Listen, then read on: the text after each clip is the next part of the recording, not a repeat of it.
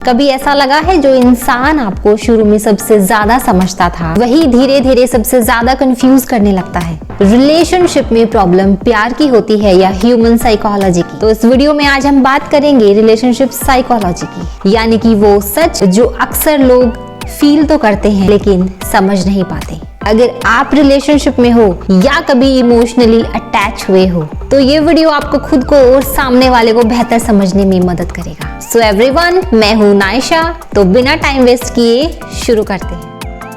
Psychology के according relationship के दो फेज होते हैं। पहला फेज होता है अट्रैक्शन फेज। इस फेज में एक्साइटमेंट होती है, अटेंशन ज्यादा होती है और हर बात स्पेशल लगती है। यहाँ दिमाग डोपामिन रिलीज करता है जो हमें सब कुछ परफेक्ट दिखाता है। वहीं दूसरा फेज है रियलिटी फेज। यहाँ पर एक्सपेक्टेशंस आती हैं, कंफर्ट आता है, असली पर्सनालिटी सामने आती है और यहीं से लोग बोलते हैं कि अब तुम पहले जैसे नहीं रहे।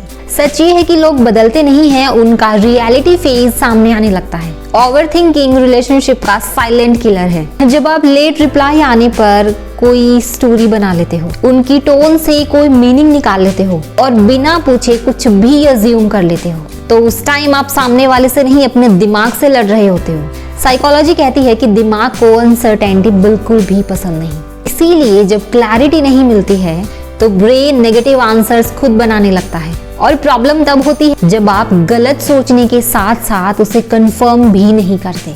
इग्नोर होना सिर्फ एक एक्शन नहीं होता, ये एक इमोशनल सिग्नल होता है। ह्यूमन ब्रेन इग्नोर होने को रिजेक्शन के रूप में लेता है, इसीलिए सेल्फ डाउट आता है, इसीलिए एंजाइटी बढ़ती है और ओवरथिंकिंग स्टार्ट होती है। हर बार इग्नोर होने का मतलब ये नहीं है कि आप इम्पोर्टेंट नहीं हो। कभी इंसान इमोशनली एग्जॉस्टेड भी होता है, कभी वो खुद से लड़ रहा होता है और कभी कम्युनिकेट करने में एनर्जी नहीं होती। साइकोलॉजी सिखाती है कि रिएक्शन से पहले रीजन समझना बहुत जरूरी है। अब बात आती है अटैचमेंट की।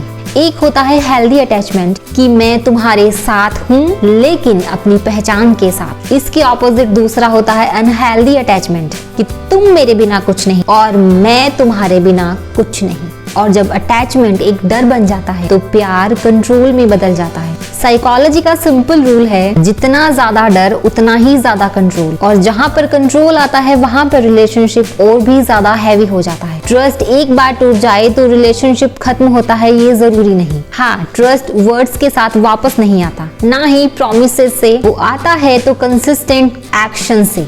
Time heals only when behaviour changes, और अगर बिहेवियर सेम है तो टाइम सिर्फ दर्द बढ़ाता है। हेल्दी रिलेशनशिप का मतलब ये नहीं होता कि आप डेली बात करो या 24/7 अवेलेबल रहो या फिर परफेक्ट बॉन्डिंग हो। इसके रियल साइंस ये होते हैं आर्ग्यूमेंट्स में रिस्पेक्ट, डर के बिना ऑनेस्टी, स्पेस के साथ trust, growth but not guilt. एक ऐसा रिश्ता जहाँ पर आप खुद को छोटा नहीं स्ट्रॉन्ग महसूस करो। सबसे बड़ी प्रॉब्लम प्यार की कमी होती ही नहीं, समझने की कमी होती है। जब हम सामने वाले की सुनते ही नहीं, कोई कनेक्शन ही नहीं बना पाते तो रिश्ता धीरे धीरे कमजोर होने लगता है। हेल्दी रिलेशनशिप्स में प्रॉब्लम्स होती हैं, बस उस हेल्दी को हेल्दी रखने के लिए उन प्रॉब्लम से भागा ना जाए।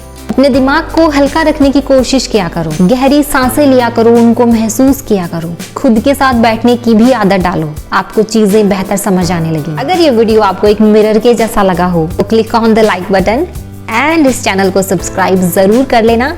अब मिलती हूँ आपसे अगले वीडियो में, तब तक अपना ख्याल रखना, खुश रहना।